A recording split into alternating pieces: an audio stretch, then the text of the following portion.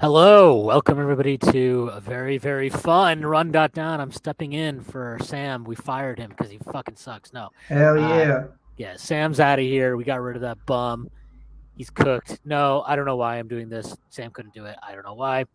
But I stepped in. So I'm very happy to be doing this because we get to recap what it was a really super fun and enjoyable game. The Knicks lose to the Wizards 116-105. I don't know how we're supposed to do this. Am I supposed to do like a Patreon read now or anything, or we just talk? I mean, we start off with the just summary of the game. We can start with how everybody fucking sucked for Brunson and No, I IQ. don't agree. I don't agree. I think Brunson sucked. I think Brunson sucked to start this game. I thought he was terrible to start this game, Okay, and I fair. think the entire offense was terrible to start this game. And they had 14 assists tonight. The Knicks had 14 assists tonight, compared to 28 for the Wizards. Yes, the Wizards shot well from three, but just look at the sequences they were putting together compared to the sequences we were putting together. And not just that, like I don't think Wes Unseld Jr. is a particularly great coach, but like he does really very basic things, in terms of like the NBA in 2023, where it's like, okay, we're gonna start big with Gafford at the five, then we're gonna try Porzingis at the five, make you play five out, then we'll go with like Hachimura and do some weird shit, like just trying different stuff to make things challenging for your opponent has value. And the Knicks were stuck in quicksand the entire game. There's no ball movement. There's no player movement. They couldn't move the ball around. And they didn't try anything. They just kept doing the same thing. We're going to play with the five. Okay, we're going to play with five. Great. Then what are we going to do? We're going to, you just take turns. Everything is just a take your turn. I don't even blame the players really at this point because, like, it seems like they're running what Tibbs has decided they should do. And there are going to be stretches where Brunson is cooking and Randall is cooking and RJ is cooking and IQ is cooking and it doesn't matter because they're all making enough shots that we're good to go. But in a game like this tonight, where Julius did not have, and he first of all he just looked exhausted. Second of all, he didn't have any juice on his jumper. So why don't you try? Just consider putting him at the five for a little bit earlier in the game and seeing if that can get him going. Seeing if that can get the whole offense going. Yeah, you might get shit on the boards. Okay, you couldn't score the basketball. That's the point. You could not score the basketball tonight. Find a way to score the basketball. Did you do it? No, you didn't do it until it was too late. Until it was forced upon you because Isaiah Hartenstein was so fucking dog shit. You were going to put him back in the game, and Jericho Sims was fouled out. It took all of that for him to just try a small ball lineup on a night where he didn't have Mitchell Robinson. I don't know what to say about that. It's mind boggling to me for a coach to be that rigid about that shit in 2023. Yeah, I just like I didn't like the small ball lineup in the fourth quarter. 'Cause I feel like at that point, even though you needed offense, like you weren't getting stops, and then they were just got killed on the offensive rebounding glass. Like there were two separate stretches where like the Wizards got like three offensive rebounds in a row, and they were breaking them, which sucks. But like they were just dominating the paint in the fourth quarter. I feel like in the third quarter, when Porzingis came out of the game, I feel like there was a stretch where you definitely could have gone to a small ball lineup in order to try to bridge that gap, especially when they cut the lead to 9 at one point. Um, but yeah, I just kind of feel like the rigidity sucks. The rigidity of the coach sucks. Um, and it also sucks that like this team's shooting has dipped just so drastically. I feel like Grimes had a really good shooting night, but aside from that, like 0-4 from RJ, 0-5 from Julius. Quickly for all the improvement he's made inside the arc, which is really good to see. 2-6 from three, 2-3 from Jalen Brunson, which is nice, but 3 threes in our Lord's year 2023, like not the best sample size. It just kind of sucks that like this team really can't shoot. Um, they're going to need an upgrade in that area. They need a gunner, and it can't be Evan Fournier because he bleeds all of his points back on defense. So I don't know how they're going to get that, but like, yeah, it's there's just nothing to take away from this game except for the fact that Emmanuel quickly is special and should be cherished and loved. Um, Again, I just yeah, 14 assists. yeah, I can't like this is not like this has been my sustainable no it's I mean I've been saying that for a while, but like forget sustainable. This isn't like what basketball. this isn't what you should be striving for, or like this should not be like I don't know. I feel like there are people who watch this stuff and they're like, well, we're winning. And it's like, yeah, we're winning. Can we try to be better? Can we try to win better? And like I'm watching these games, and it's like I've been saying this even when they were on when they were winning 8 in a row, when they got back on a winning streak. I was saying it then. You can't the offense is so segmented. It's so fucking okay, like we talk about quickly, right? Quickly goes off in the fourth quarter. That's great. The second quarter when he's running point allegedly, he comes up the floor. Him or Deuce comes up the floor, and they just toss it to RJ, and RJ goes against a set defense, and that's the play for 6 straight possessions. Why? What is the point of that? And who is that benefiting? Does that, if anything, I think it leads to it reinforces bad habits for RJ. It doesn't get anybody else involved.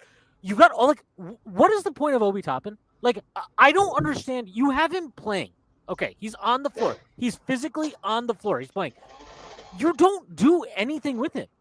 He didn't get used in screen. He got used in a DHO today a couple of times. That's about it. There's nothing run for him. They don't push the pace when he's on the floor. And this is the other infuriating thing. You're down. You're down 15, 12 consistently at the end of the third quarter going into the fourth quarter. You're the only time they pushed the pace was at the start of the fourth quarter when they cut the lead to 7. Okay? You're down. Why are you running? There was an infuriating possession. I think it was they got a stop down 7 with the ball. And instead of just flowing into something, they ran some pick and roll for quickly that went nowhere, and then he had to give it to Deuce, and then Deuce got it stripped from him. And it's why are you running a set play there? You are just having success with just flowing into shit. And I don't know. I just can't.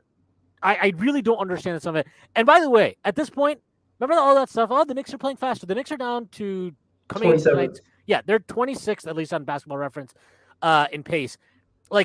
So we're not actually evolving. What we have done is we have found better players to play the slow, methodical half-court game that is generally what Tibbs has liked to do throughout his career as a coach. And I just want to read these out because I think this is probably worth saying. Okay, so today the Knicks had 14 assists, right, as a team. Against the Raptors, the Knicks had 17 assists in a overtime game. In the Pistons game, the Knicks had 17 assists.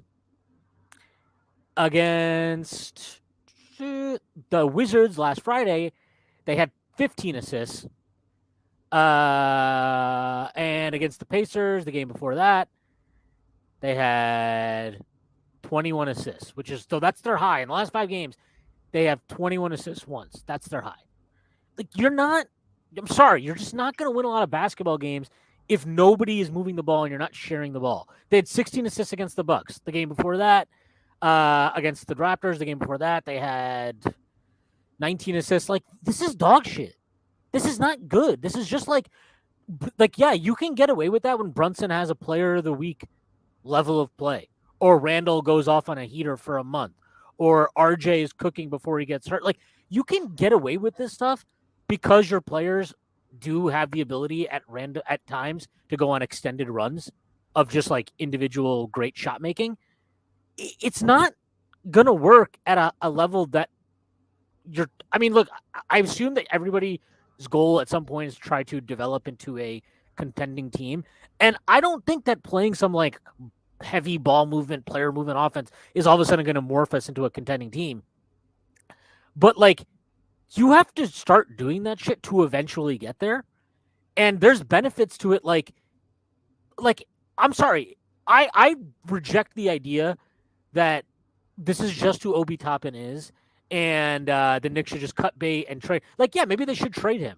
But you're trying to tell me that they couldn't increase his value if he was more involved offensively? Or a guy like Quentin Grimes can't do more than he is offensively? Or that Emmanuel Quickley, a guy who's had triple doubles and all this type of shit, all of a sudden can't pass the ball anymore? And Jalen Brunson is this black hole of no, this is systemic. This is a systemic thing.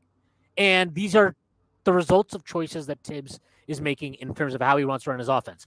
There are pluses to it and there are downsides to it. The pluses are I think the defense has improved broadly speaking because they get back, they're more set all the time, and I get that. But I think ultimately to get to the next level, like I don't know, I just don't see how Tibbs is going to be the one to get you there because he's kind of showing you exactly what he is as a coach in terms of his rigidity schematically and with lineups and how he wants to play. And maybe that's fine for this season. That's fine for this front office. But like as a fan, and as somebody who thinks that the talent level on this team is better than consensus, I guess is probably safe to say. I really don't think that he's doing a particularly. I don't think he's doing a terrible job or a bad job, but I don't think he's doing a great job. I think he's doing an average job at best. Yeah, I think what I would say at this point is like he's able to maximize his team, but the maximization of this team is in terms of like relying on insane shot making and elite offensive rebounding, which is not a sustainable offensive system. It's nice to see the limits of it pushed though, but at the same time, like you cannot rely on this for 82 games because nobody's going to have 82 games of elite shot making.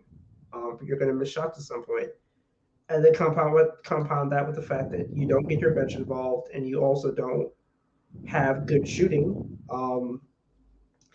You're basically relying on like insane 2 point shot making, getting to the free throw line at a high clip, and then like maybe one or two guys going off for like 5 threes. It's not sustainable. It's not tenable.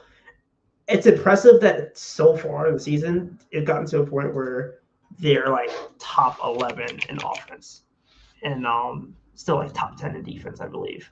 I think they obviously dropped tonight, but yeah, they're 11th in defense and they're 9th in offense. Wild. The defense dropped. Okay, but yeah, like it cannot work. It cannot work long term. The fact that it feels like the trade that's eventually going to happen. I think we both agree that a trade is coming at some point. Like we've heard too much smoke. Um, the trade is basically there to like cover up the inconsistencies in the offense, and I don't feel like the trade is gonna like bolster the team significantly, but it also kind of feels like they're just getting a trade in order to get more bodies. Well, I mean, I think it could bolster it significantly in the sense of like some of these close losses become close wins, and you have games like tonight where maybe a guy that can score a little bit more off the bench other than quickly gives you enough that you can bridge the gap. But like to me, like so we talked about this, we disagree with this, but like the reason I'm interested, right, in somebody like Caruso, who doesn't on paper address like scoring, obviously, but I think a guy like Caruso gives you more like we saw Deuce do a nice pick and roll and set up Sims, but like I mean, he's not giving you anything really offensively. And I'm not saying that Caruso necessarily would. I do think that he's a more consistent ball handler, creator, and he's also somebody who just generally makes quick decisions with the ball, which I just think they need. Like they have too many guys that get the ball and it's pound, pound, pound, pound, pound. Okay, swing it to somebody else. Pound, pound, pound, pound, pound. Swing it to somebody else. Like you need more guys that make quick decisions. That's something that stands out about Quentin Grimes, and I think that's why he's helped balance out the starting lineup. But I also think that's something that Obi Toppin brings to the table, and it's something that they used last year, the second half of the year, and they've just completely gone away from it now. Like I'm honestly kind of like I genuinely have no idea what that's about. It's very bizarre, and I think it ends up leading to Tibbs being like to this, which Eric Fernandez said in the chat here comments. Randall looked exhausted in the second quarter. Tibbs is killing these guys, man. I have some sympathy for Tibbs in terms of like as much as some of the systemic issues are part of this, he's kind of like he's not getting much from a guy like Deuce, right? He's getting absolutely nothing from a guy like Hartenstein, which you can sit there and tell me about all the things that Tibbs isn't doing with him. This guy is just out there taking floaters and bricking them in. Yeah, it's absolutely ridiculous to watch what he was doing today. Has no presence defensively at all. So like he's not getting much from these guys. Obi is, I think that is on Tibbs, but whatever, he's not getting anything from him. So he kind of has to like, it's like this weird catch-22 where it's like I'm not getting anything from them. I have to go back to Randall and Brunson and just ride them and see if they can get me across the finish line. And like I have some sympathy for that, but no, I agree with you. I think tonight was a really great example of it, where like I don't know if it's an accumulation of all the minutes he's been playing lately or what, but like he just didn't have it tonight. Julius didn't have it, and that happens. Like, and instead of kind of accepting that and maybe just like I don't know, I've seen coaches bench players much better than Julius in individual games, and it's not a big crisis. Like, is it really a crisis if he had gone to Randall in that fourth quarter and been like, look, you're fucking exhausted. Let's get you right for Friday and, whatever. Like, if you can't have that conversation as a coach or it's too controversial, like, I don't know. I don't, it didn't seem like Randall was too excited to be out there. So would he have taken offense to that? Be like, hey, look, I just want to see what Obi can give me tonight and we'll see what happens, I don't know. And again, like, I understand Obi wasn't exactly like dominating the game. Not that he really, touched the ball ever. But it's just one of those things where it's like if Randall doesn't have it on a given night, it's okay to just, roll with that. Like, or again, try something different. Like, what is the reason to not try Randall and Obi in a game like this together? What's the reason? Like, what exactly what is the reason for that? I have no idea. It beats me. I don't know. Like, we need Hartenstein to match up with Daniel Gafford, of course. I just find myself scratching my head a lot, and like you can mix up more lineups. I mean, I've talked about like how I feel about small ball, but at the same time, like I'm willing to give it a shot in situations where you're down 15 and you might as well just try something. Not in the fourth quarter, but like when you're like trying to make a run and you go small and like they dominate into glass and that's like your last gas. But like, yeah, like in the third quarter, they absolutely could have tried it, especially when Sims wasn't really giving you much and they were basically bodying him up in the paint anyway. So like, I just feel frustrated watching this game. I'm just like, there's nothing to take away aside from the fact that like this team just kind of got bopped for no reason. They came out flat. But like that, I can't blame them for coming out flat because they're playing so many minutes, but at the same time they're playing so many minutes because like the bench is untenable and it just kind of feels like a lot of room. But he doesn't try anything. So like okay, they came out flat. He didn't make a sub until they were down 12 with 7 minutes gone in the first quarter. And you could tell within the first 2 minutes that they were flat. Yeah. Like, what is the reason to not make a sub earlier than your designated ordained time? There isn't a reason. That's just Tibbs being Tibbs. Like, there's times where there is a value to that. We've seen that lately, right? The starting lineup has been really, really good together. So, like, there's value to that. But then there's also value in understanding what the game is today and adjusting. Like, they didn't have that shit today, man. So they punted the start of each half. And if you really think about it, that was basically the game. He punted the first 7 minutes of the first quarter, which they were down 12 by the time he made a sub. Okay. And he punted the first 5 or 6 minutes of the third quarter with Hartenstein in, and the lead had ballooned from 8 to 15. So that's 19 points basically that you just gave away at the start of the first 5 or 6 minutes of each half. That's the game. That's the whole fucking game. And then you're going to sit there and be like, oh, well, the bench doesn't give me anything. You're putting your bench, which isn't giving you anything, in a really shitty position then, aren't you?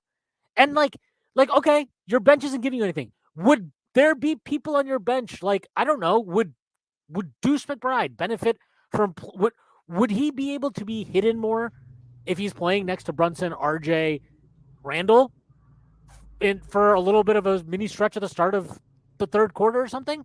Maybe you could get away with that. And then you can have Grimes check back in sooner. Like, there's things you can try. We know he won't try them.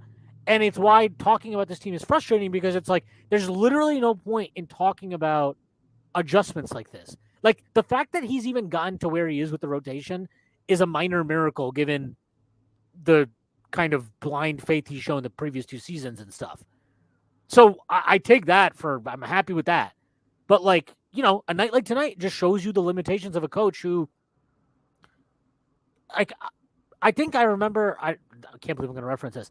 There was like this, I don't know if you remember this, you probably don't.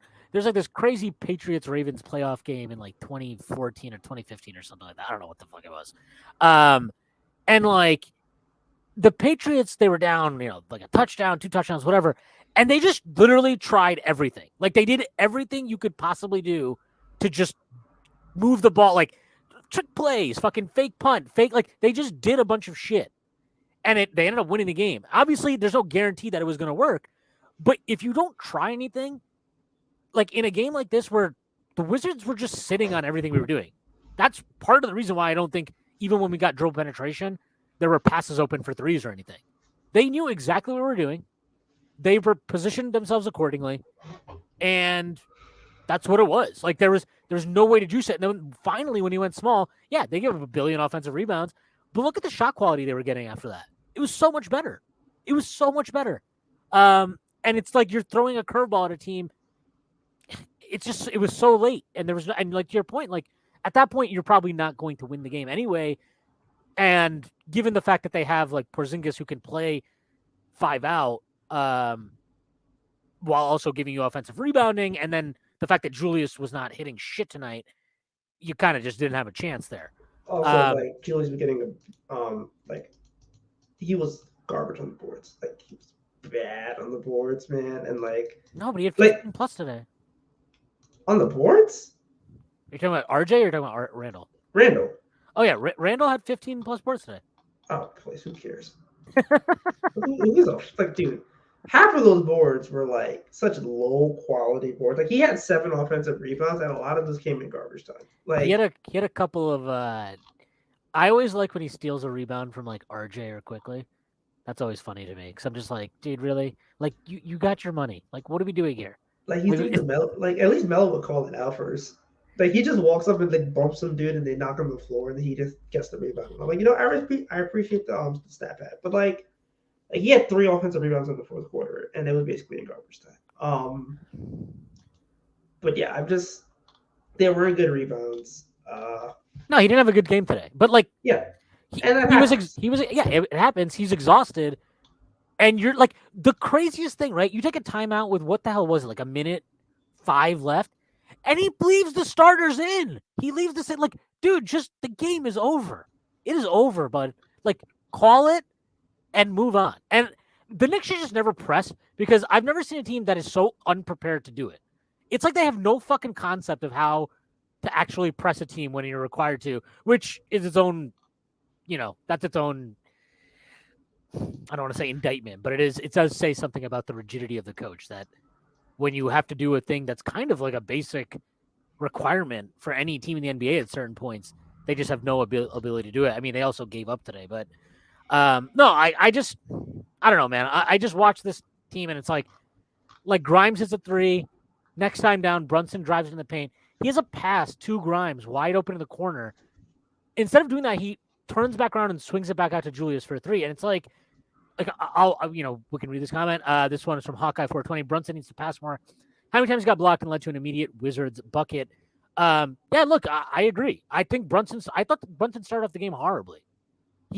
I think he had 9 shot attempts in the first quarter or something. Yeah, he did. It was ridiculous. It's like, dude, get somebody else involved here. Like, and somebody other than fucking Julius, please, for the love of God. I don't remember the last time he threw a lob to Mitch. I don't. Maybe I'm mistaken and I totally missed it happening in one of these games, but like, it just feels like that's not happening anymore. It feels like him and Randall play like with blinders on for anybody but each other half the time, other than if Julius wants to run like a dribble handoff with Grimes. He's not even running dribble handoffs to Grimes. Like, I haven't seen that nearly enough as I thought I would. Yeah, well, I think he doesn't do it because Grimes doesn't come off that and pop as much, so he doesn't have an assist opportunity. And I'm not even saying that because I'm like, oh, Randall is selfish. I'm just saying, like, he runs that to try to get that man an open 3. And if Grimes isn't just going to pull that shit, which I probably wouldn't pull it if I were him either because apparently he's not allowed to shoot the ball half the time. But, like, I think that's probably why they're not running as much. But you're right. They need to run that more. They should run that more with him. They should run that more quickly, especially because Quickly and Grimes are showing that they can take that and not just shoot a 3, but they can also use it to get into the paint and create for themselves, create for others. Yeah, I don't know. I thought Brunson played an atrocious first quarter, to be honest. Like, I thought his defense was pathetic. He just wasn't bothering to, like lock in on what the fuck's his name, Monty Morris, who isn't the greatest player in the world, but is a pretty damn good shooter. And Monte Morris like stripping him twice and then like wetting him up for three felt like a gunshot, and it shouldn't feel like a gunshot in the first quarter, but that's kind of what it felt like. So Yeah, I mean, look, we're getting a lot of these comments basically, right? No ball movement, H22, no ball movement whatsoever. Again, I love JB, but I need more playmaking from him if the rest aren't going to do it. I mean, look, I really am not saying this because, as far as I'm concerned, Isaiah Hartenstein can go fuck himself. But like, if you look at his assist numbers from last year and you look at his assist numbers this year, it's a pretty obvious example of one, a player and a coach who are just terrible fits off of each other. But more importantly, like it's a systemic thing. This low assist rate stuff is a systemic issue, choice, whatever you want to say. It's a result of how Tibbs is setting us up. And I don't know. I just, it is what it is. It bothers me endlessly. I will probably talk about it forever, but like, I really don't understand the people that watch this stuff and they're just like, well, how can you expect him to do anything more? Or why would you do anything more? We're winning games. This is why when we're just winning games, it's okay to still be critical of like things that are happening with the team, because you can win a basketball game and do things that are stupid. Like, we, as Knicks fans, I really hope that we all know that, because Lord knows we've seen plenty of it. Like, the Knicks were winning a lot of basketball games. They're probably going to win a bunch more this year too. I don't think they're now completely fucked, but there are going to be nights where teams are just like, look, you play a team on Friday, right? You play them again 5 days later. They have a good idea of like what you want to do and how you want to do it and all that kind of shit. The Knicks didn't throw anything different at them. I don't really know if the Wizards did anything different other than the fact that like Bradley Beal existed today and they hit a bunch of threes. I genuinely speaking, I didn't really have a big problem with the defense. Other than the start to the game, I thought for the most part it was okay. Yeah, like the problem with the start was like them hitting 7 threes in the first quarter, and then right. And half of them were like Kyle Kuzma doing step backs, falling away into the out of bounds line crowd. Like you can't control some of those threes. Yeah, and even like there was like Delon Wright hit one where like quickly went under because they were clearly told to go under on Delon Wright's screen. Like, okay, you live with that, whatever. Yeah, I don't know. It's just again, the defense. What they scored 35 in the first quarter. They gave up 81 in the next three. Like 81 in 3 quarters in the NBA in 2013 is, it's not great, but it's not bad. It's like average, maybe even slightly above average, to be honest. But like, you know, there's something to be said of you never put pressure on them because your offense just could not get out of the mud.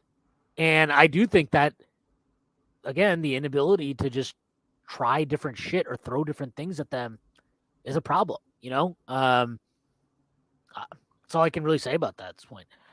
This one is from CJS. Hey, Schwinn, big fan. Thoughts on our current center spot if 23 is out extended time? Trade or what? Thanks. No, I'm not trading for a center. I'm definitely not trading for a center because fuck that. I force Tibbs, force this motherfucker to have to play weird shit at the 5. Do weird stuff at the 5. Todd Gibson's getting the flight as we speak. The trade is coming in. It's going to be Svi, Todd Gibson in a second. He's like, I need my guys. I need my guys. That would never. If they gave up a second to get Svi Mikhailuk, that would be amazing. Let a man dream. I don't know. Like, no shot. I'm not trading for a center. I'm not giving him you know what coaching is? Coaching is when you have to adjust because shit isn't perfect. Your scheme isn't perfect. Mitch helps make your scheme really good, but even within that, Mitch struggles with certain things. We've seen him struggle defending stretch 5, but he makes that drop coverage that Tibbs wants to run. He makes that work. Well, guess what, Tibbs? You got Hartenstein and Sims now, and you got Randall who can play the 5. So, figure it out. Do something different. if he doesn't play next game, they're playing a Necro combo. I'm sorry. Like you can get away with Julius Randle defending Capella's for back Necro. now. Oh, he's back. Yeah, but even then, like, I don't care. Who cares? That's that. It's Clint Capella. Who cares? Yeah, that's Tibbs' problem. Wait, And no. Oh no, yeah, yeah, he is back. He is back. Oh, my bad. Ew. God, they actually won that game. Fuck. yeah, Anyway, but yeah, like you can make it work. It's Clint Capella. It's not Giannis. So yeah. I mean, I just don't care. Like, even if we miss extended time, okay, tough shit, dude. Like, you did it earlier this year, you can do it again. I have faith, or I don't. Doesn't really matter. I'm making you have to get more out of the guys that you have at your disposal. So sink or swim. Like, I love Mitch. I think Mitch is super impactful. I don't say this to diminish how valuable he's been this year, but if you can't figure out a way to stay around where you are 4 games above 500 without Mitch for a week, 2 weeks, that's your fucking problem, dude. That's what it is. You have the ability to play a guy like Randall at the 5. If you choose not to do that, that's on you. That's on you. That's not on anybody else but you. If you have ostracized players to the point that they're just basically not going to play anymore, that's on you. So I'm not doing anything for him regarding the center position. That's his fucking problem to deal with, and he can do it. As far as like adding a bench scorer or something like that, I think they should do that, and I hope they will do that. Regardless of Tibbs, I think they need another guy that can get some buckets off that bench. So that's one where, I think the front office has to get that done. Yeah, look, I agree with this. Top 10 in offense and defense, yet being in the play and a special work from the great Tom Thibodeau. yeah, it's maddening. Like they're ninth in offense. They just dropped to 11th in defense because of this game. Like, but they've essentially been top 5 for a month and a half now in both areas, and like they are fighting to stay in the play-in. Like, or to be a high seed in the play-in. Does he even want to be a high seed in the play-in? They can't win at home. So like, it makes no sense that you should be in the play-in. Like, you should not be in the play-in with like a Pythagorean coming out like this. It's maddening. It's like they just dropped the 7th because the Heat won tonight. You should not be in this situation. I'm sorry. Like, you cannot keep blowing games this close. Yeah, I mean, look, they blew those 2 games. They blew the Dallas game. They blew the Chicago game. But like, I think what people are forgetting in their games, like the Toronto game, like, is that on Tibbs? The refs were awful. I don't really put that one on Tibbs. The refs were terrible. But like, I do think like when you have so many margin losses, at some point, like, it might be a coaching thing, like when you keep blowing double-digit leads. Like, I still can't believe that absurd Cats article. I was like, well, actually, everybody's doing it, so it's fine. I'm like, I don't think that's how that works, dude. I don't think like just because everybody's blowing double-digit leads, but some of the Knicks are doing it more than anybody, that it's fine. Yeah, it's frustrating, man. Yeah. All right, Jordan Bubb. This is why people on fire Tibbs have valiantly whatever. Is for games like this. Yes, correct. And with poor rotation, lack of adjustments in game, Tibbs has been bailed out by the fact of Jalen being him and Randall's play. I'd also say he's been bailed out by the fact that Emmanuel Quickley has basically been really good the entire season. That Quentin Grimes is a pretty special defensive player, shooter, whatever the fuck. And RJ has relatively been pretty efficient. I know he didn't have a great game tonight, and his defense right now is a total mess. I don't know what's going on with him. He's like he doesn't know how to use his body anymore, which only on offense or defense though. The lack of physicality he plays on defense is really fucking frustrating. I feel like whatever sliders he was using, like he took people at the moment to like touch around the rim, and he just took away from defense. I don't understand it. Like the way he played defense his second year in the league, like this guy wasn't like, I mean, like he wasn't like an all NBA defender, but he was legit like I remember like Kawhi was trying to like post him up and he just went nowhere. Like, where is that guy? Like, what happened to him? Did he that has nothing to do with, oh, well, he's spending so much more energy on offense or whatever. Like, no, like he's just not bumping guys at all. There's no physicality. And I don't know. It's kind of shocking. But to get back to that point, like, yeah, I do think like tonight is one of the more frustrating Tibbs games. Not even because I think like I wouldn't say they lost because of Tibbs. That's kind of ridiculous to say. But like the lack of attempting to do anything different is maybe more frustrating than anything.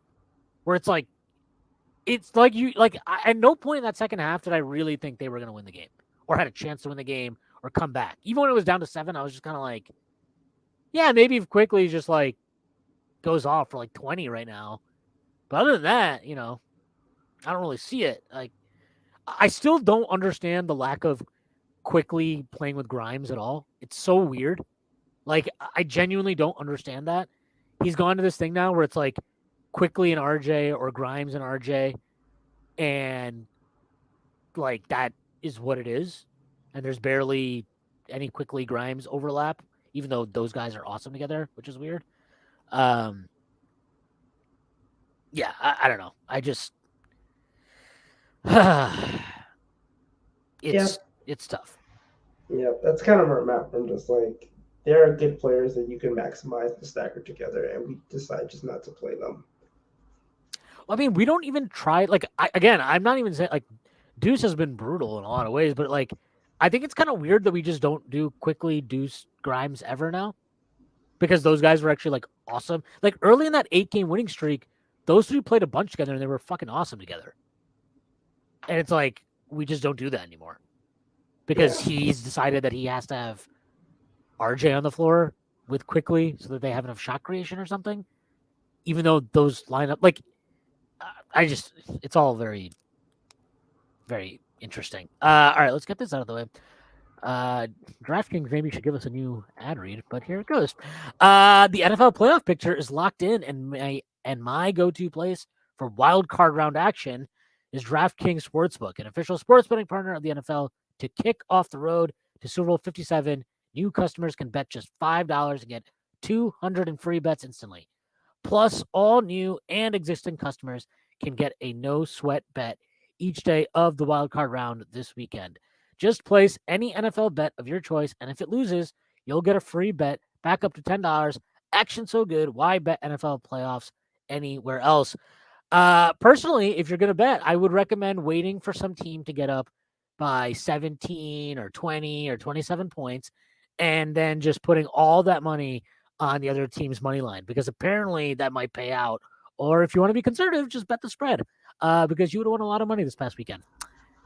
I certainly experienced that firsthand. That sucked. I hope to never watch a game as stupid as I watched the Bills play against the Dolphins again. I watched a pretty good game. I don't know what you're talking about. Yeah, I'm sure you did. Your team didn't do a lot of stupid things that turned a blowout into a competitive game. Download the DraftKings Sportsbook app and use code TBPN. New customers can bet $5 on the NFL and get 200 in free bets instantly. Only at DraftKings Sportsbook with code TBPN. Minimum age and eligibility restrictions apply. See show notes for details. Yeah, let's get back into some of these comments. Israel, brutal defensive effort by the starters. RJ makes every player in the league into Jokic with the way he navigates screens. Yeah, his screen navigation's bad. I still think the bigger issue is like how he's navigating them is he's just not using his body at all, and it's just fucking bizarre to watch. Like Kyle Kuzma's bigger than you. You can probably get away with bumping him a lot, dude. Maybe do that. I don't know. I thought Quickly and Grimes did a better job on Kuzma than he did. I thought Randall also got burnt by Kuzma a few times, which was really weird. Like just absolutely roasted and kind of bizarre. But like, I don't know. I mean, look, again, I think back to his second year in the league, and it's like I remember this guy was just like, he hounded Bradley Beal. Bradley Beal had a fucking nightmare scoring on RJ. And now it's like, he's just getting into his spots, pretty easy. It's I don't know. It's very odd. It's very, very odd, and he needs to find it. He needs to go somewhere and find it, because like when he has these off scoring nights, what did he end up today? Was it 21 shots? Yeah, 9 to 21. 21 shots, 21 points. You're not really bringing much to the table there, bub. And his turnovers were gross. He had that one where he got double teamed, and it just was like, I don't know what the hell he was trying to do there. He just accepted the double team and then just threw it at like Taj's hand or something. Yeah, it's got to be better. It's got to be better. There's no two ways about it. Like honestly, the only two guys I've got no real slander for tonight are Grimes and Quick. I thought everybody else was, and Sims. I guess Sims was fine. Sims was good. Everybody else can get fucked to a different degree. All right, let's see what else we got here. Oh yeah, here. Here. What do you want? You want this one? Here we go. All right. Yes, JB playmaking has been questionable recently. I've been bringing this up, and I don't think I don't like doing it because I feel like it feels like nitpicking a little bit because he's scoring really well for the most part. But like I do think he's gone. Look, the guy needs to be getting us more than what the fuck was it? He had 4 assists tonight in 38 minutes. Like, come on, what are we doing here?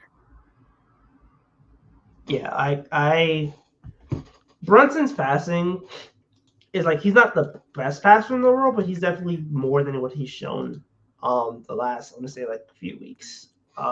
Since he really started to like take more usage and like score in the offense, I feel like his passing has just been like atrocious. Well, since he came back from the injury, I gotta just feel like he's been shooting, and like it's great for his All-Star push. Like it's fantastic, but at the same time, like his passing is like definitely taken, like it's regressed a bit, and it shouldn't be regressing with the fact that his passing was Nichols high on coming into the season in this new role with more usage. So it just kind of feels like, why are you only giving us like I hate us using assists as like the barometer of passing, but like why are you only giving 4, 2, 4? Like at least he passed well in like the Washington game, but like a lot of the passes are basically just going to Julius and Julius hitting shots. Like, why are you not like? I haven't seen a lob throw like you said. I haven't seen like kick out like a driving kick, just a simple driving kick that doesn't end up in like 17 different sauce dribble moves, which are nice to watch. But at the same time, like you could definitely have like a drive to the basket, kick it out to open shooter. If the open shooter doesn't like it, you could reset the play, take the shot, or then like or kick it out to someone on the wing. But like, it just kind of feels like his first and second look right now is to score, and I get it that the team needs his scoring, but also like I need you to kick out to some shooters too. Yeah, something weird is going. I think RJ's 3. I've been watching it recently. It feels like he's not using his legs at all. Like he's not dipping. It's so weird. Like he catches it and he doesn't really jump. He's just kind of like shooting it like with a little. He jumps like as high as I do, which isn't a good sign when he's shooting right now. And it's like, I don't know. It looks weird. Grimes is shooting well. He has this bad habit of like not setting himself before the catch, which is why some of his bricks are like so bricky. But yeah, like I don't know. I even with that and with Randall kind of like hitting a little slump here, I agree. I think he needs to be passing more. And like, look, the guy's a great off-ball player, Brunson. That's been like a thing his entire time in the NBA, that he's like a good off-ball guard. It seems weird to not leverage any of that stuff. Like, you can use Brunson as a fucking screener, man. You can use him in ways that go beyond like the fact that he has a crazy bag and that he's a tremendous 3-level scorer. It's just so bizarre. Like, I don't know. It just feels so not even feel. It is just extremely uncreative, right? Like that's the reality. It's just very, very uncreative. And, maybe that's fine. And I think the Knicks will make the play-in anyway, especially with Indiana falling off the fucking cliff. Great to see, by the way. Great to see. Yeah, it is great to see. But yeah, I don't know. I feel like I'm repeating myself a ton, but I just really don't know what to say anymore because I feel like I've been saying a lot of this stuff for a while. I don't know. This one from Larry Israel. Also, weird decision to put RJ on Kuzma when he can't guard him twice. It is weird. At the same time, it's like, do you want him on Kuzma or do you want him on Beal? I don't really have a strong opinion of that because he didn't do a great job on Beal today either. but he obviously did an even worse job on Kuzma. So what the fuck? Yeah, like there was no good option for there. Like he was going to bleed points somewhere, which is unfortunate. I have to say that, but like yeah, I mean, I think part of this is also like, you can't hide Brunson, right? So like, or you have to hide Brunson rather. So Brunson has to be on Monty Morris. He can't be on any of those other guys. I mean, I think the thing maybe to consider would have been like put RJ on Porzingis and put Randall on Kuzma. That might have been something to try, but there's not really a great option there either way. yeah, like I don't like the idea of I mean, like I like the idea of Randall guarding Kuzma. I feel like he has the foot speed to keep up with him, but at the same time, like KP's actually been decent in the post this year, which is a weird thing to say. So like giving up like what's 8 inches in height, I don't know how effective that would have been.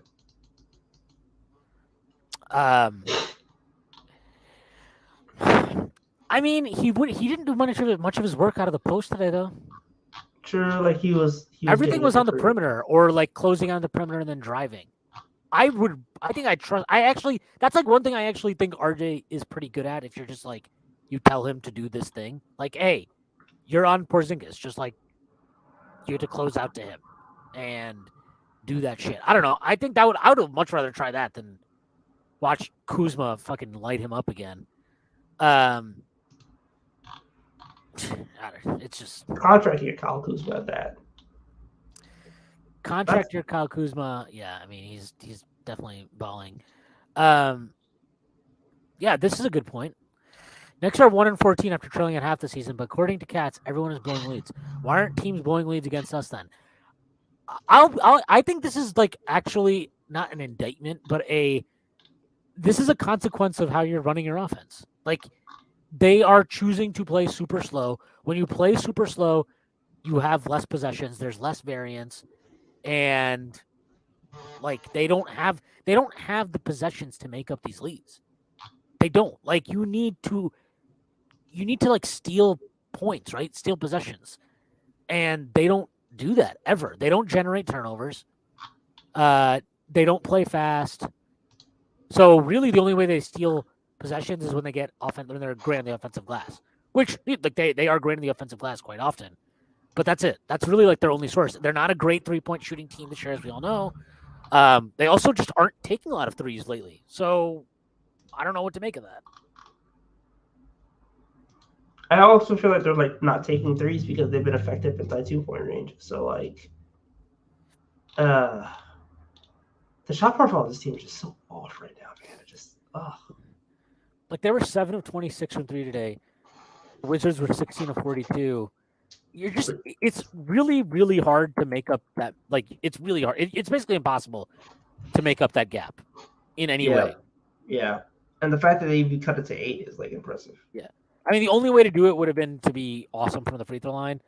For the most part, the Knicks were. Like, I mean, Randall missed 3, but other than that, the only other missed free throws were Grimes missed 1 and Mitch missed 4. Like, RJ missed 1.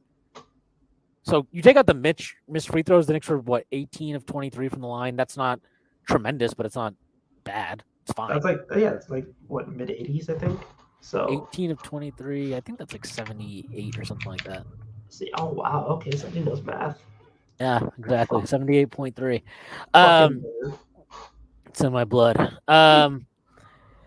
It's the free throw stuff is whatever. I don't know. Again, like it's hard watching some of these games. It's really hard watching some of these teams around the league, and you're just like, it feels like the Knicks don't try anything. They just do what they do.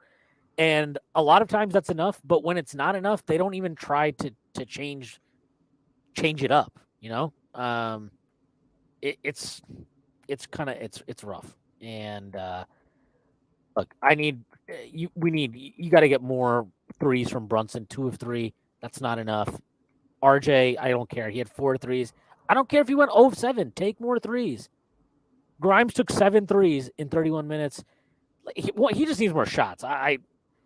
It should be a fucking... Anytime somebody doesn't pass to Grimes when he's open from 3, they should have to pay a $10,000 fine. That should be like an automatic thing on this team. It's a fucking joke. Sometimes I see this guy open. Like Randall, I don't know what the fuck goes through his head. He'll stare at a guy wide open and then just not. That one to Quickly today on the break was insane. I couldn't believe that he didn't make that pass. He's fucking looking right at him, and then he throws a pass to Jericho Sims. Like, what are you doing, man? And not just that, Brunson had a chance to get that ball, and Randall legit like stole it from him. Like he took the ball and was like, "No, I'm gonna bring it up." It's so frustrating to see these sequences from him where you're like, dude, can you just like how are you missing that pass? How is that possible? I don't know. He's just a very bizarre player, and he had that dunk he missed today was crazy. Oh God, why do we suck around the rim? Yeah, today was just a weird one where everybody sucked around the rim, but like we were gassed. We just sucked around the rim, couldn't hit shit. Like there's no real analysis. It's just kind of like when you're in a vibes offense and the vibes aren't good, like that's what you get. Yeah. Do we even get Deuce Grimes IQ minutes anymore? No, we don't. We never do that anymore. Tibbs does what Tibbs does, and he decides what he thinks works based on his own feelings. And often his own feelings are not in line with the numbers, and that is what it is. So the Knicks have to deal with that. And hopefully they do. Because I feel like a broken record at this point in the season where it's like I feel like I've been saying the same exact thing on like the last 15 podcasts I've done where it's like, yeah, Knicks need to pass more. Yeah, it'd be nice if the Knicks tried more things. Like again, I would be completely fine even just trying Obi at the 3 at this point. Like if you're just try something, try some shit. If you're gonna only play, what is it? Basically 8 guys now. It was 8, right? I mean, effectively with Mitch out tonight, it was 8 because Hartenstein barely played. Like, just try some fucking shit. It actually cannot be worse than some of the other lineups you're putting out there. So just try it. See what happens. What's the worst? Like, what's going to happen? Oh, you're going to fucking suck for a couple minutes on the floor? Oh, no. That would be terrible because we never do that. Not in any way an excuse, but definitely felt like a classic look-ahead game with Atlanta on Friday. I'm not sure if I agree with that. I didn't think they looked checked out. I thought they started the game sluggish.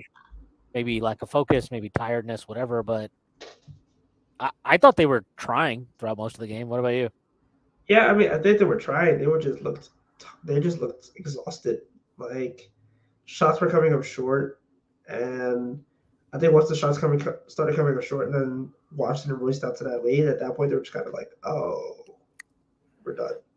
Yeah, I mean, Look, I know Quickly played 32 minutes tonight. I think there's got to be like a conversation at a certain point, right? Because there's a conversation we had about. There's a very obvious conversation we had, and that conversation is not one that I think a lot of Knicks fans want to have. And I don't think this needs to be like he has to be traded or whatever the fuck it is, but like that Quickly Grimes look. I think it's better with Brunson. I think it's better. I've thought that for a while, but like, I mean, if you're gonna use RJ the way they're using him, it almost makes sense to like use him as the bench guy. Yep. But they won't. Tibbs will never do it. They'll never do it. But at the same time, the idea of like having Randall DH other Quickly, DH other Grimes, get him more involved as a passer. Those guys have better triggers and they're willing to shoot and they're better shooters. Their defense is better, straight up, because Quickly. Well, I think that's the big thing. Like, if you're going to just have Brunson and Randall do most of the heavy lifting in that lineup, I mean, then yeah, like then I'd rather have the better defensive players who are also better, more versatile shooters, right? And better ball handlers, I would argue. Well, except for Grimes, but like I'd argue Quickly's a better ball handler. I mean, it's weird. I think RJ is a pretty okay ball handler. Like, it's not obviously exciting in any way, shape, or form. I'd argue IQ is smarter. I think IQ is just a better, like, if an advantage is created, he's better at making a quick decision out of it. Processor? He's a Yeah, better I mean, processor. not even. I just RJ's just like even when he sees an opening, it's very methodical, right? He's not just gonna like you see Grimes, right, where you catch the ball and he's like instantly at the rim. Like RJ's never like that. He's gonna like take his time, get there, and that's fine. But like if you've already got two guys that are stopping the ball a lot with Randall and Brunson, that third guy, I think you would like him to be more of an instinctive, quick decision maker, and that's more Grimes and quickly than it is RJ. Like, and this is kind of like why I've not understood why people are like, "Oh my God, let's get OG Anunoby," and I'm like, sure, he's great on defense, fine. But OG Anunoby does nothing offensively for processing. Like he can't pass. He's also like maybe slower than RJ in making decisions. He He is. like he'll catch the ball and it's like, He has to I think am into going to shoot. Give me 3 minutes. yeah. I love OG Anunoby. He makes no sense on this team. Like not only for the assets he'd cost, but like him replacing RJ Barrett just gives you less playmaking, less creation for a team that already lacks playmaking and creation. It makes no sense. um, Not to mention Grimes is good. Why do you want to bench Grimes?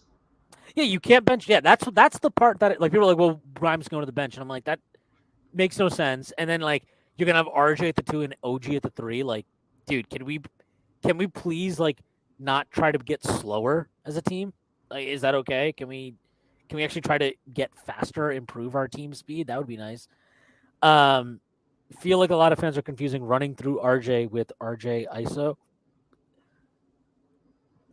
Yeah, maybe. I don't know. I don't. I guess I'm not sure what you mean by that in terms of like, is it that fans want us to like? Do fans want? They think running the offense through RJ needs to be an RJ ISO, or are you saying that like they? I'm not. I guess I'm not sure exactly what that means, but I'll tell you this: I don't love the RJ ISO stuff. I like RJ getting shot creation Reps. reps, but like I would much prefer if it's like okay, I when he's in with IQ especially, IQ runs a pick and roll, gets in the paint, driving kick, whatever, and then RJ gets to attack on a second side. Like I like that. I love that. Or you have RJ run a weak side 2-man game, whatever the fuck you or post him up. Shit, I would have loved to see some post ups. I generally think I think he's actually gotten a lot better at the post this year. Um, probably because his floater is like not the worst thing in the entire NBA. So that usually helps. But like, yeah, I all right, here, you explain this further. I'm saying that it seems we're getting a lot of RJ ISO and people are confusing that for RJ playmaking. Yeah, I agree. I don't think these are like I mean, if they are supposed to be for him to make reads, they just seem really stagnant and not really great for that. Like, look, I usually kill RJ for not passing enough. I was like some of those plays today, he didn't have a pass. Like he just didn't have one. It's just he either had to get a shot up or he'd have to throw it out over like somebody's head and they'd have to reset the entire possession. It's not like he was passing up open shooters on the outside. So yeah, I mean that's again, I don't want to do the this is a system like we know we've all made this point. So RJ's just got to find a way to be better consistently on offense. Though I think he actually has made a lot of strides in that sense. But like, yeah, I think there's definitely something to be said of like, hey, look, what do we really want on those two wing positions next to Brunson and Randall? And I think the bigger thing to be said is like I think there are coaches that could get those three guys to work more optimally better.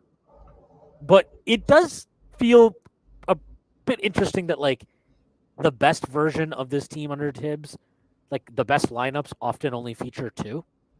Um, there's something there to be, you know, I don't know if people want to have that conversation because most people that don't want to have that conversation think Tibbs is doing yeoman's work. But but I just think there's a better way to use those three guys together than we do.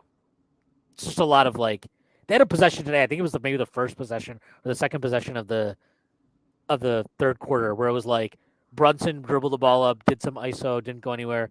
He swung it to Randall. Randall did like a couple of crossovers that went nowhere. Then he pitched it to RJ, and RJ tried to ISO on Kuzma. And it was just like, what is this game plan coming out of fucking halftime? It's like, what? What did you guys talk about at halftime? Did you talk at halftime? Maybe not.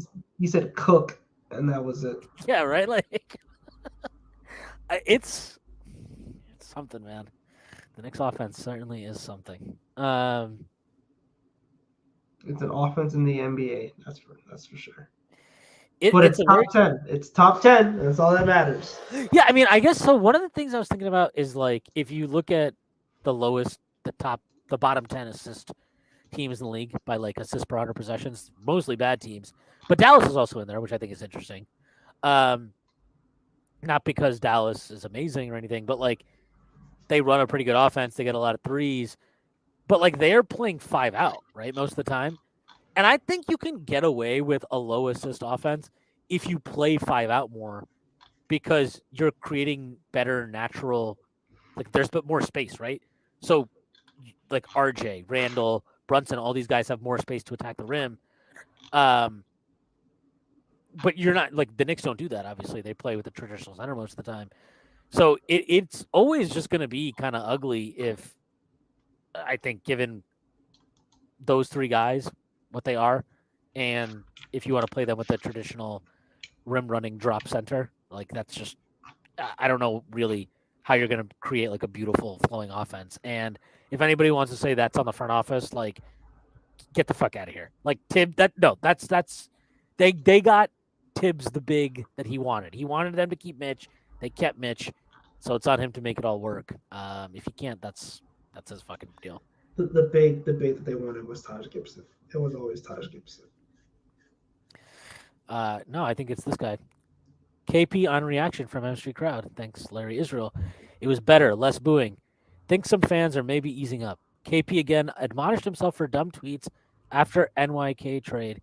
He so wants to come back. I agree. Well, I think he does want to come back. And I think he wants to come back. I think he can opt out this season, but I'm good. I'm okay. I don't know. And I still think a guy like that adds a lot to if you've got Randall and RJ and Brunson. I mean, and you're gonna play this drop scheme. And he's basically like the only guy in the league that gives you 5 out spacing and can play drop. Is there anybody else? Turner. Okay, but guys that like we actually believe are good shooters. Okay, fair. I mean, do we believe KP is a pitch? I mean, It's just him, right? There's really nobody else. Brooke, yeah. Yeah. And I still trust KP shooting more than Brooke shooting. I don't trust KP's health. That's the only thing I mean, it's a concerning thing.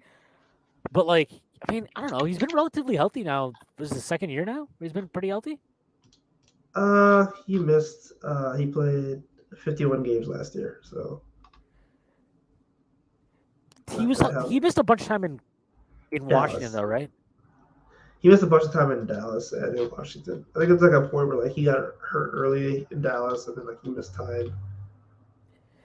He got traded when he was injured. The Washington stuff is so weird though, like because they were clearly just tanking.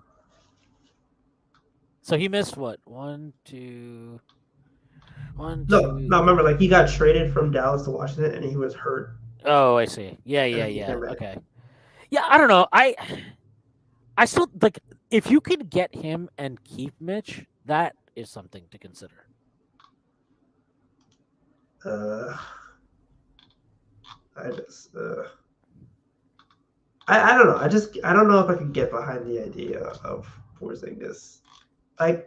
I get what you're saying, but I also am just like not confident. I mean, I'm not confident. It's definitely a huge risk. I just think like, and the contract would need to be favorable. My thing is like, there's basically nobody else in the NBA who like gives you those two things, which are literally. I don't even know how you would defend a team if like you've got JB running pick and pop with Porzingis, and then you've got to honor that 5 out spacing Like, what do you even do with Randall and RJ and Brunson? Shit, even Grimes. Grimes is showing he can get to the rim pretty well and finish too. I don't like. What do you even do with that? I don't know. I have no clue. Like, I think my thing is like, what is KP if he's only getting like 11 shots a game? I don't know. What's his usage right now? His usage right now is he's at 27.3. Like, do you Yeah, want to that's drop that? definitely the concern. That's Yeah, like, do you essentially want to drop him to like rookie year usage? well, you'd basically want him to be what Dallas wanted him to be, and he was not happy in Dallas. So. Yeah. So you thought it was bad with Luca. Do you want it to be a situation where like he's playing with Brunson, who's basically mini Luca in terms of like usage and like how he's utilized in the court, and you have like RJ who wants the ball as well, Randall who wants the ball as well. Well, I think if you do it, you'd probably have to trade RJ, right? That's like the only way it actually makes sense. At No, least I mean, because you want like if you're right, like if you trade for Porzingis, much of his value is intrinsically like about him doing more than just defense and threes, right? Like you want to his value is tied to like him creating. I am pretty impressed. He's definitely improved as a passer. That's for sure. Even though his numbers aren't high, he's definitely a better passer. I also just think he's better at like when he gets the ball at the top of the key, not just shooting, but actually being able to like put the ball on the deck and do shit. yeah, he seems more comfortable taking two dribbles to get to the paint, which is nice For him. Yeah, like for him, like two dribbles was a big improvement because he was not doing that.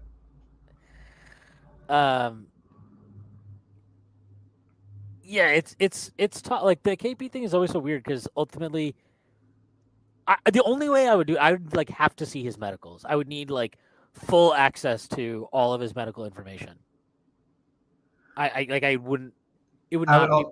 I would need like a blood oath to make sure that he doesn't get injured for like at least 3 years of that contract. Like I need some sort of like spiritual warfare.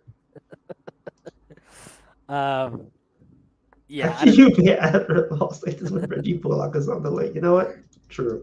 dude. Reggie Bullock attacked a closeout at the end of that game. I don't know. He was open from three. Like he pump faked on a three.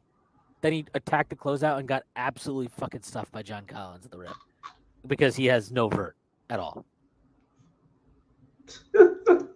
I thought that report was insane. I think that report is stupid. I don't think that. I think they're. I don't buy it. Like I think they want. I would assume that they like. Okay, that's probably Tibbs talking. First of all, that's 100% Tibbs talking. I don't know how he's talking to Mark Stein, but he is. I would not be surprised if Dallas is a suitor though. But I don't think it makes sense to trade him to Dallas because if he pops in Dallas, he looks stupid, and you have their pick. Well, one, I don't think he's gonna pop. I think he's like a secret tanking sabotage weapon for us to send there.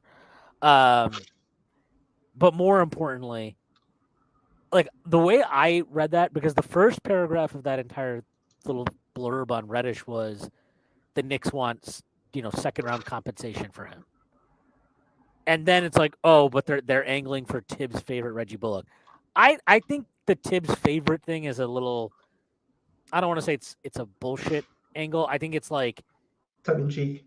Yeah, I don't think that's the point. If the Knicks want Bullock, I think it's because the contract is useful. The way I took it is like maybe they want Bullock, but if you just look at the salary, it doesn't work. If you trade Bullock for Reddish, doesn't work straight up. But what does work?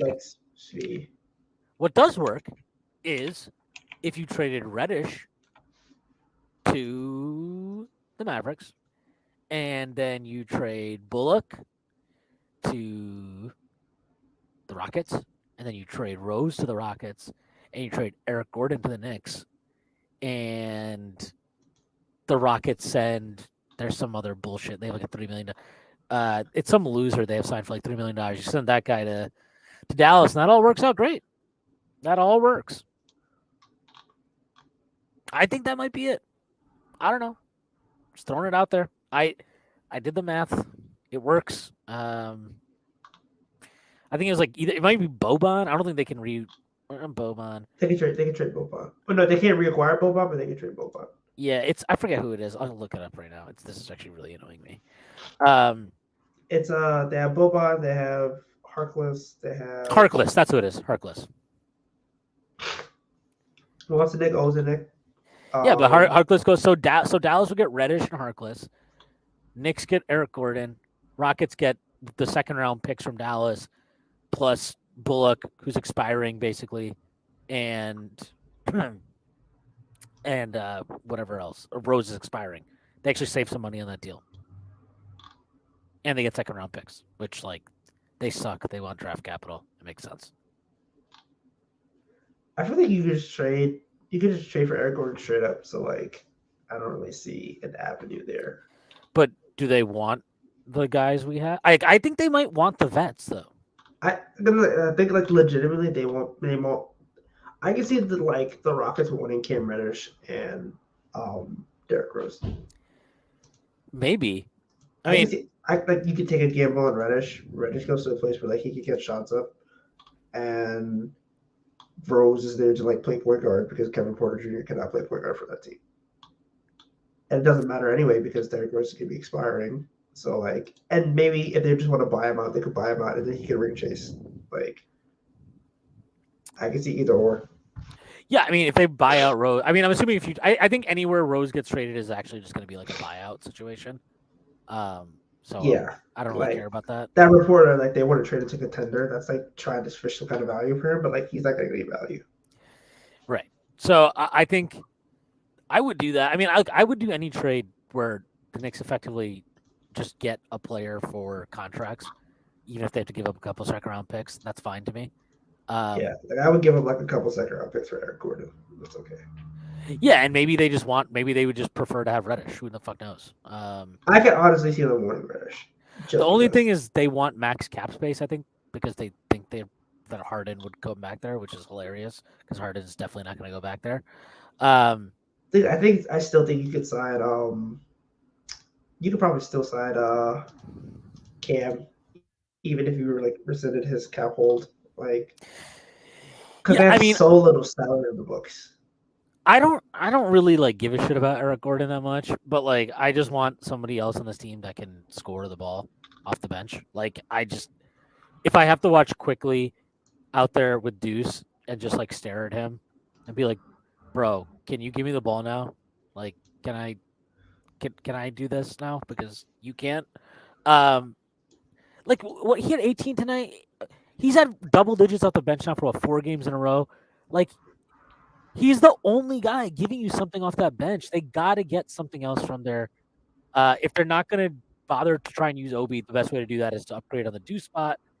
And Eric Gordon would achieve that, even if he's not my favorite player stylistically in the entire world. Are there better options? Maybe.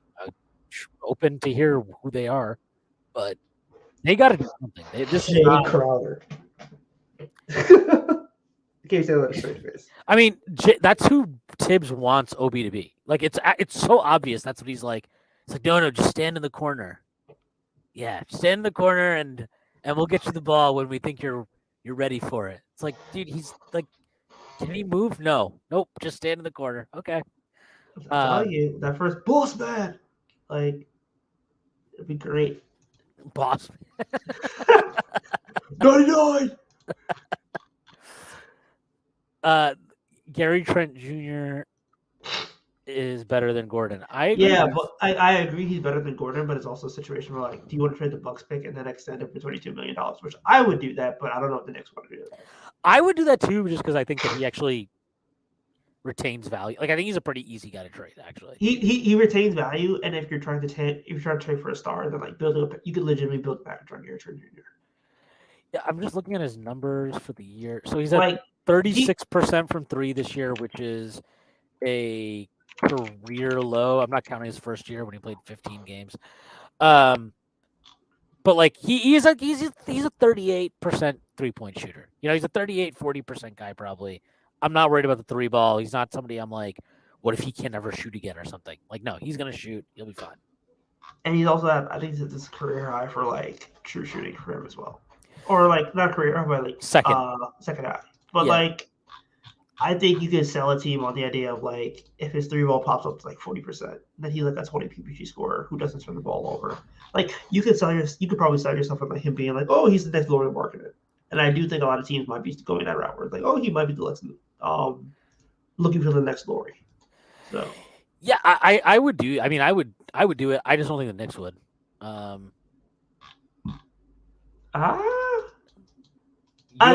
We heard they had interest. That it was like a passing comment though from like Jake Fisher, right? Fair, but like I would do it. I think he's a good player. I don't think he's a great player. I don't think the Laurie Markkinen leap is going to happen for him. But like, he's what 23, 24. 24. He just turned 24 today. Happy birthday, Gary Trent Jr. Yeah, happy birthday. He's 24. He has a quick trigger, which I think they need. They need a guy like this, a guy that's just like, oh, I'm open. I'm going to shoot it. I don't care if I'm on the floor with like three other all-stars. I'm open, so I will shoot it. Like they need a guy like that. I think he gives you value. That I think he's actually also like decent at attacking the rim off closeouts. He doesn't do it enough, but like he's actually okay at it. That you have to honor it a little bit, which I think is nice. He's shooting a career best 72.7% at the rim this year. And he's actually getting there at his career high best. 12% of his shots at the rim. Not a high number, but still, that's a nice bump he's got. But yeah, I don't know. I don't see the Knicks doing it because I think they might want to be a cap space team in like 2024, 2025. But I don't care about that. I just feel like that's such a weird position to have. And like I don't really believe that unloading Gary Trent Jr. would be that hard if you need to. I agree. I think it's just gonna be hard to like sell them being a cap space team. And I do think that Gary Trent Jr. has enough value to where like if you wanted to trade him, you could definitely get like a first round pick back if you wanted it. So yeah. Oh man. All right. This was fun. I think this is a good time to call it. Tyrese, thanks for letting me co-host this with you. Anything you want to plug before we get out of here? No. Just I want to plug good offense. I want to plug the Strickland. That's it. Just good offense and the Strickland. Because we are fans of good offense and good process. That would be nice. I agree. It would be nice. The Knicks play the Hawks on Friday, which should be fun, I guess. By the way, Manuel quickly up to 54.9 true shooting this year in 46 games. 50 They thought he was washed. They thought it was over. Washed King. Yeah, he's. It's kind of funny to see him become this like 2-point expert now. I don't know how we got here, but we did it. We did do hard work, determination, and the blood of Christ. Well, that's definitely what he would tell you. That's for sure. All right, that is our pod for today. I have nothing to plug. I'm just going to plug all the work at the Strickland, all the pods, all that shit. Check it all out. Hope everybody has a great night. And me and Prez are recording Pod Strickland tomorrow morning. So maybe that'll be up before the end of the day tomorrow. All right, that's it. Everybody have a good one. Take care.